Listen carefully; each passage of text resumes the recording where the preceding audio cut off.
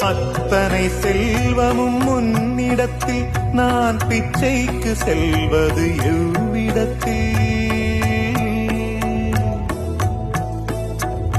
அத்தனை செல்வமும் உன்னிடத்தில் நான் பிச்சைக்கு செல்வது எவ்விடத்தில்? வெறும் பாத்திரம் உள்ளது என்னிடத்தில், அதன் சூத்திரமோ அது உன்னிடத்தில். ஒரு முறையா இருமுறையா பல முறை பல பிறப்பெடுக்க வைத்தாய். புதுவினையா பழவினையா கணம் கணம் தினம் என்னை துடிக்க வைத்தாய். பொருளுக்கு அலைந்திடும் பொருளற்ற வாழ்க்கையும் துரத்துதே.